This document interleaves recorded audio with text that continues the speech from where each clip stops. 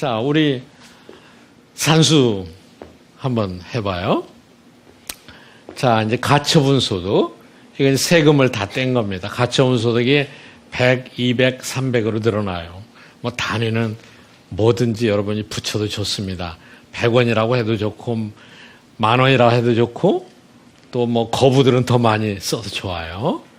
그러면은 가처분 소득 중에 일부를 소비하면은 일정 비율을 0.8이라고 생각했어요. 그러면은 얼마입니까? 가처분 소득이 100일 때는 80을 소비하게 되겠죠. 그렇죠? 그리고 200일 때는 160을 소비하게 되겠죠. 나머지 0.2 포션은 남겨두는 거 아니겠습니까? 그리고 자발적 소비. 자발적 소비는 뭐라고 그랬어요? 이거는 사람들의 소득 수준하고는 아무런 상관이 없이 항상 써야만 할 돈이라고 얘기했죠. 그래서 여기서는 자발적 소비를 20이라고 가정했어요. 그 소득 수준에 상관없이 전체가 20이 되는 겁니다. 자, 그러면은 총 소비는 앞에 가처분 소득에서 나오는 거하고 자발적 소비하고 합하면은 100이 되죠. 그렇죠? 첫 번째 칸에서는 가처분 소득이 100인데 총 소비가 100이 됐어요. 두 번째 칸에서는 200인데 180이 됐어요. 20만큼은 안 쓴 거죠. 그렇죠? 그래서 소비는 자발적 소비 플러스 일정 비율에다가 가처분 소득을 곱한 이런 결과가 되는 겁니다. 맨 마지막 칸을 보시면은 이분은 가처분 소득이 600이에요. 그런데 가처분 소득 중에 소비를 쓰는 게 480이고 그리고 자발적 소득에 관계없이 쓰는 게 20 합해서 600이 전체 소비 500이 전체 소비가 되는 거고 나머지 100은 안 쓴 거니까 저축으로 남아 있는 겁니다. 그렇죠? 이거를 갖다가 그대로 그림을 그린 거예요. 총 지출. 이거는 이제 앞에 우리 경제학에서는 자발적 소비 20이 됐죠. 그리고 이제 여기서부터 출발해서 소비가 소득이 늘어남에 따라서 계속해서 증가하는데 기울기가 얼마예요? 아까 보셨죠? 0.8이 되는 거죠. 기울기니까 한계 소비 성향이 되는 겁니다. 그렇죠? 그래서 앞에 나온 표를 이렇게 그림으로 그리니까 빨강 선이 이렇게 딱 됐습니다. 이 C, 소비. 그런데 문자를 써서 이걸 뭐라고 하느냐. 1차 방정식이니까 소비 함수다. 이렇게 얘기합니다. 함수라는 거는 X와 Y가 있어서 X의 1차는 Y 값이 주어져서 계속 함수 관계가 성립하는 거 아니겠습니까? 이거 마찬가지예요. X는 여기서는 소득 수준이죠.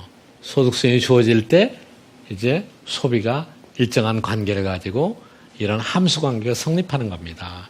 경제학에서는 이거를 소비 함수라고 얘기해요. 오늘 강의에 가장 어려운 파트를 여러분 넘어왔어요. 이것만 충분히 이해하시면 나머지는 너무 쉬워요. 소비 함수 여러분 충분히 아셨죠? 자, 소비 성향이 더 높아지면은 이 기울기가 어떻게 되겠어요? 더 가파르게 되겠죠. 소비 성향이 낮아지면은 기울기가 낮아지겠죠. 자발적 소비가 늘어나면은 한 칸 더 올라가서 소비 함수가 생기겠죠. 그렇죠? 그런 연습을 우리가 간단히 할 수 있는데 그것 자체가 이제 국민소득에 다 영향을 미치게 됩니다. 어떻게 영향을 미치는가? 우리 한번 동영상 한번 잠깐 또 보겠습니다. 이런 가운데 삼성그룹이 1, 2차 협력업체의 경쟁력 제고를 지원하기 위한 상생협력 생태계 조성 프로그램을 마련하고 앞으로 5년 동안 1조 2천억 원을 투자합니다. 경기도 평택시 외곽에 건설되는 고덕 국제신도시에 대규모 첨단 산업단지가 조성됩니다. 경기도와 평택시가 2015년까지 산업단지를 조성해 삼성전자에 제공하고 2016년부터 삼성전자가 100조 원을 투자하게 됩니다. 삼성의 최첨단 반도체 라인과 함께 태양전지와 의료기기, 바이오 제약 등 신성장 산업체가 들어설 계획입니다. 자, 여러분 앞에서 우리가 소비에 대해서 얘기했어요. 소비 함수라고 얘기했어요. 근데 소비는 어디에 제일 영향을 받았습니까? 소득이 영향을 받았죠. 그 다음에 이제 우리가 C 플러스 소비, 투자, 정부 지출 이런 거 얘기했죠. 그럼 정부 지출은 이제 정부 예산을 편성해서 하는 거고, 투자는 기업이 하는 거예요. 투자는 어디에 영향을 제일 많이 받느냐? 투자는 이자율에 영향을 많이 받아요. 왜냐하면은 기업이 자기 돈을 가지고 직접 투자하는 경우도 물론 많이 있고요. 또 은행이나 증권시장이나 이런 데서 자금을 조달해서 투자를 하는 경우도 많이 있어요. 그런데 자금을 조달하면은 그 조달한 대가로 비용을 지불해야 되는데 이자를 내야 되는 거죠. 그렇죠? 그러니까 이자율에 따라서 이게 많이 좌우돼요. 이자율이 낮아지면은 투자가 어떻게 되겠어요? 더 많아지겠죠. 그렇죠? 그러니까 경기가 침체된 요즘에는 이자율이 어때요? 굉장히 낮죠. 여러분 은행에서 요즘 금리 얼마 안 주잖아요. 이자를. 안 주는 이유가 있어요. 저축 좀 적게 하고 쓰라는 거 아니겠습니까? 그렇죠? 투자를 하라는 거 아니겠습니까? 그래서 투자는 이자율에 영향을 많이 받게 됩니다. 자, 그러면 아까 우리 소비함수 얘기했었는데 빨간 것까지 배웠어요. 빨간 것까지 배웠는데 이 총 지출은 뭐라고 얘기했습니까? 소비, 투자, 정부 지출 이렇게 쭉 있는데 투자는 여기다가 절편을 올리는 거랑 똑같아요. 과거에 우리 자발적 소비가 여기 20이었는데 투자가 또 20이 있다. 그러면은 소비함수는 변동이 없잖아요. 그것만 하나 올리면 되는 거죠. 자, 그래서 우리가 총 지출 C 소비, I 투자, G 정부 지출, 수출 수입 이런 걸 다 여기다가 한꺼번에 간단히 표시할 수가 있습니다. 이것들은 다 뭐라고 그랬습니까? 기업이 생산하는 것에 대한 이쪽에서의 지출이라고 했죠. 그래서 지출을 전체를 한꺼번에 넣을 수 있는데 그러면은 그림만 복잡해지고 그것이 설명하는 특성도 그렇게 많지 않기 때문에 우리 이 시간에는 소비 그리고 투자만 가지고 국민소득이 어떻게 결정되는가를 충분히 설명할 수가 있습니다. 그런데 수학에 하나의 매직이 있습니다. 그건 뭐냐? 여러분이 45도 각도를 이렇게 딱 그리면은 45도 각도를 딱 그리면은 이 45도 선상에서는 Y축하고 X축에 X값하고 Y값이 어때요? 같아지죠. 바꿔 얘기하면 이 대각선상에 어떤 점이라도 모두 다 X 이퀄 Y가 되는 거죠. Y축의 값하고 X축의 값하고 일치되는 거예요. 여기 경제학에서는 총 지출한 거하고 총 국민소득하고 같게 되는 거예요. 그렇죠? 아까 우리가 맨 처음 시작할 때 뭐라고 그랬어요? GDP 이퀄 CI 합한 거라고 그랬잖아요. 그러니까 이 점에서 그 이퀄이 되는 이 점은 모두 다 균형 이쪽에 있는 거예요. 자, 이거를 이제 응용을 해서 우리가 여러 가지를 보게 되는데, 이 그림이 이제 오늘의 핵심이에요. 근데 전혀 어렵지 않아요. 복잡하지만 어렵지 않아요. 하나하나 분석해 볼게요. 자, 우리 소비 함수는 이미 배웠죠. 그렇죠? 소비 함수예요. 이게 이제 각각의 값이 지출의 값을 나타내는 거예요. 그렇죠? 소득이 얼마냐에 따라서 소비가 얼마가 되나. 그러면은 아까 대각선에서 그 점을 배웠죠? 이 점에서는 총 지출하고 총 생산량하고 어떻게 된다고 그랬어요? 일치되는 균형점이 생긴다고 그랬죠. 그렇지 않습니까? 일치되는 균형점이 생기는 거예요. 자, 그렇다면은 투자가 더해지면은 균형점이 여기서 생기니까 내려오면은 소득이 생산량이 GDP가 더 늘어났어요. 이게 뭐냐? 앞에서 우리 나왔잖아요. 소비를 많이 하고 기업이 투자를 많이 하면은 소득이 올라가는 거예요.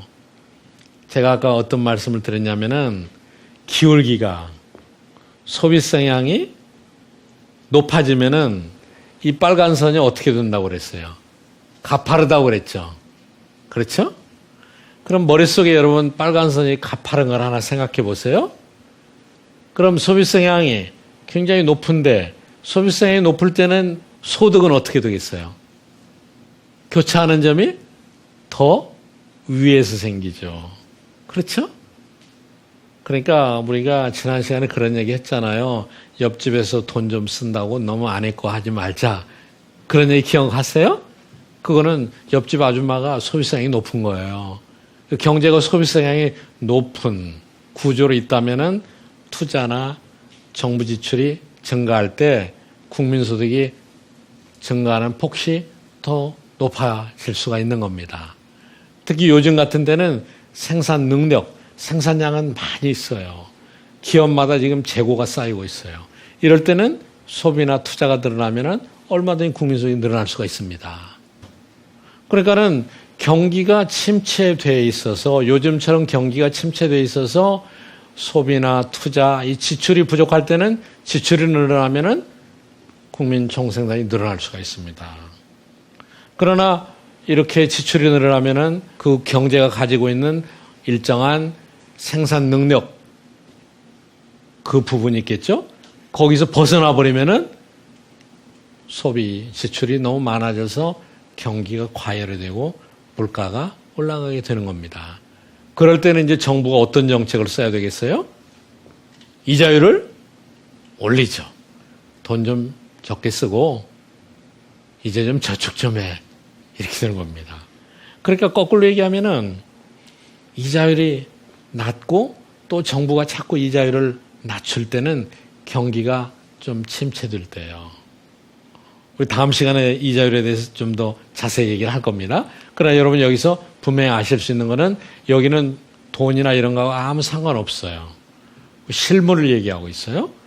우리가 소비, 투자 이런 지출이 늘어나면은 경기가 더 살아나고 더 균형 생산량이 늘어난다. 이걸 우리가 설명할 수가 있습니다. 젊은 경제학자가 미국의 뉴욕타임즈에 큰 칼럼을 썼어요. 루스벨트 대통령님, 지금은 새로운 방법으로 이 경제 난국을 풀어야 합니다. 2008년 금융위기가 딱 나자마자 미국에서 취한 정책이 뭐였느냐? 금리 제로, 정부 지출 확대, 경기 침체가 어떻게 오느냐? 경기 침체는 여러분 보세요. 총수요가 딱 줄어들었어요. 그러면 이제 경기를 살리려면 어떻게 해야 되느냐? 너무 간단해요. 거꾸로 가면 되잖아요. 경기를 살리려면은 총수요를 늘려야 되는 거예요. 1933년에 미국은 대공황이 왔었습니다. 여러분 여기 보세요. 실업률이 25%, 국민 총생산이 마이너스 25%, 물가가 39%, 정신적으로 완전히 공황 상태였죠. 그때 한 학자가 혜성같이 나타났지. 대통령님, 사람들을 불러서 땅을 파괴하고 정부에서 임금을 지급하세요. 내일은 오늘 파놓은 땅을 다시 메우고 또 임금을 지불하세요. 뭐야, 순 엉터리네? 이 사람이 바로 누구냐? 이 사람이 바로 그 유명한 존 메이너드 케인즈예요. 이 사람은 이제 대공황 때 나타난 경제학자입니다. 왜 케인즈가 이때 혜성같이 나타났냐? 그 전에 경제학자들은 생산해서 내놓기만 하면은 경제가 모두 다 해결이 된다고 생각했어요. 침체라는 건 없다고 생각했어요. 왜냐? 생산 능력이 부족한 경제에서는 그렇습니다. 만들어내기만 하면 없어지잖아요.